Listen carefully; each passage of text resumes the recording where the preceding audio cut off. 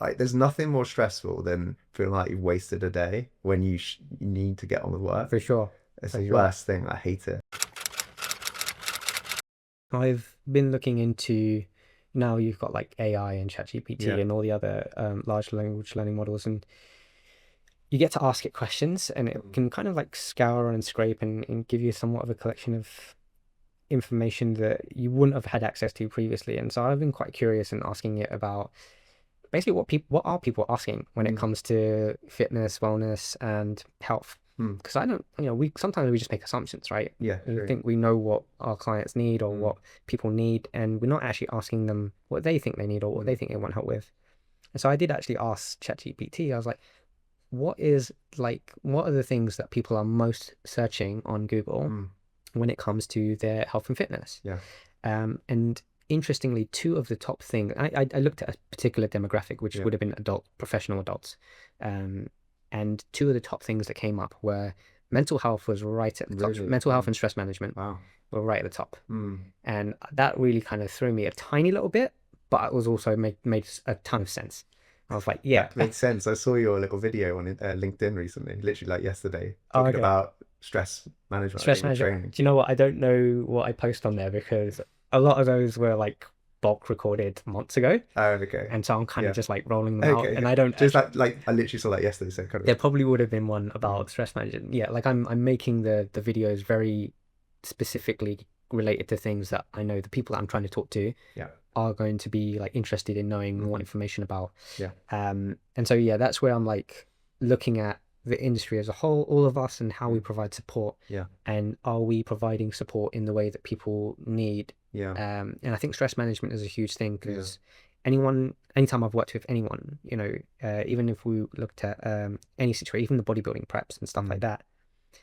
that, someone's ability to stick to and make healthy choices, Mm. right, is often impacted by how stressed they are. True. When they get more Absolutely. Yeah. stressed, Yeah. they tend to make less healthy choices. When they get more stressed, they have a lower ability to deal with physical stress, Yeah. which means they can't train as well. They Mm. have an increased risk of strain, injury. Mm. And so stress management kind of becomes this foundational thing that if we manage it well, everything else goes right. 100%. If we Yeah. don't manage it Yeah. well, it kind of That's like, where people kind of get off the wagon, like they end up losing it and just binge eating or something of like course, that. and I'm one of them, Yeah. right? Yeah. Yeah. 100%. I've been there for sure. Like, Yeah. as soon as Yeah. one of the things I'm trying to explain to people is what stress actually is. Because I think when everyone thinks of stress, they think of, Yeah. this Yeah. sort of like losing their self. And stress is like a bucket that has three things in it. Mm. It's got mental stress, physical stress, and emotional stress. And everyone always thinks about emotional stress. And Yeah.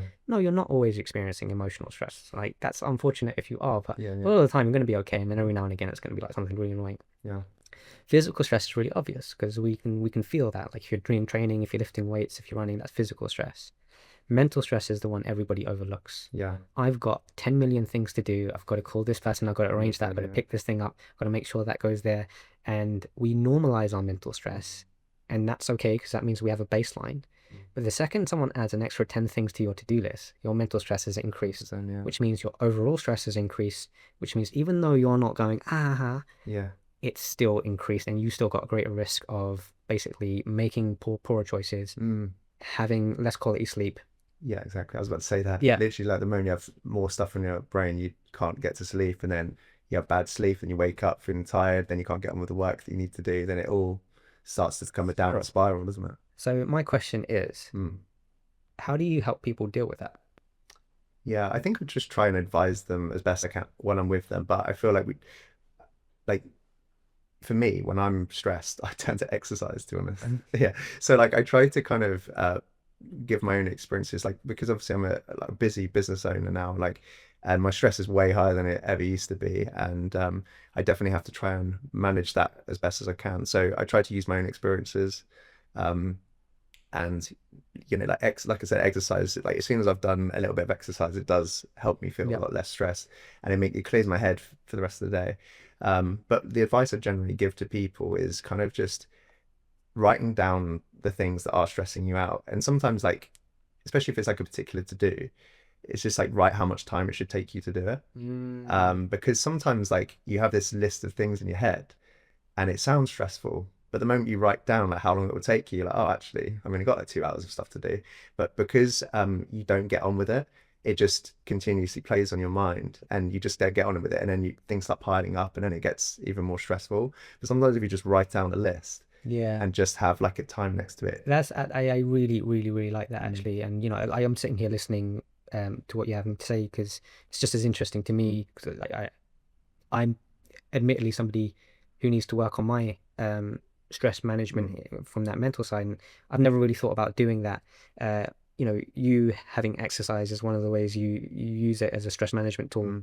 but then that actually getting clarity on what your stress is Yeah, by writing it down and having it in front of you mm. and realizing like, oh, that's actually Not not that bad. that bad. No, I've made it much honestly, more our like, brain, I think our brain does, like, it kind of exaggerates how stressful something is to you sometimes. Like sometimes if you just write it down, it's actually not as bad as it seems in your head.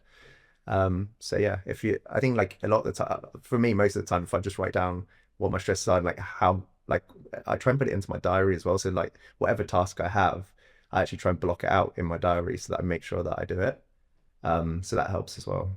yeah, I think that's a really good one. Have you Mm. ever like communicated that to anyone? And if you have, did they actually follow through and respond to it? Yeah, for sure. Yeah. Yeah, quite a few people to be fair. Like the moment they do that, they do find that they've got more kind of structure around their day based on the tasks that they've got, rather than just trying to like if you just go through a to-do list, sometimes it's a bit unstructured. But if you actually have your to-do list but in your diary so that you have the time set aside for it, so like you have the time it takes to do the task, but also you put it in the diary of like this is when I'm doing it. It helps to avoid any distraction around Yeah, that. I really really like that because I mean I'm sure everyone's had a go at like trying to use a to-do list, right? And you download an Yeah. app, you write it down, you try and get organized in some way, shape, or form. But the thing that you've mentioned there that I haven't really ever considered or thought about, and I think is probably like super, super, super useful, and I'll definitely try myself, Mm. is actually allotting a certain amount of time to it and Yeah. getting clear on like, okay, that's a 20-minute task, or that's an hour Yeah. task, or that's 2 hours. Because rather than leaving it open-ended and thinking, I've got to get this thing done, Yeah. and there's two things I'm thinking about here, not just like reducing the larger impact of the size of the task, Mm. but also becoming more efficient. Yeah. Because if I give myself 2 hours to do something that really and truly takes 20 minutes, Yeah. Yeah. I'm going to fill the space and take 2 hours to do 100%. it. 100%. And I think what I used to get wrong was like I'd block out my diary and just say admin. And that like what's like that could be That like could be all my anything. like my that's all my list in one go, you know. So what would happen is I've got I get distracted so easily. So like I would start one of the tasks, but then start doing the other task halfway through, and like all of a sudden I've not done any of the tasks. I've only done a bit of everything, and That's it's right. just and then you're like I actually haven't done anything. So now I'm still stressed. So if you literally have the thing written down of what you're going to do at that time, like that's it. You just deal with that one task, and then that will allow you to get through the list a lot more. Being very specific Yeah, about what it is you're going to set time to do. yeah. Yeah, I really like that actually. I think that's I'm actually going to go and try Give and that do a go. that. And honestly, because I've been doing a lot of admin kind of work in the last few weeks, trying to build a website, trying to build presentations and like, doing content work and all this other kind of stuff. And I do literally sit there almost 5 or 6 days a week Yeah, in the middle of the day, and I've got like a few hours and I just open my laptop and I'm mm, just like randomly yeah, like, okay, one of those things is going to start happening now. yeah, And then I just kind of somehow end up yeah, getting a little bit done. And there is no yeah, specificity.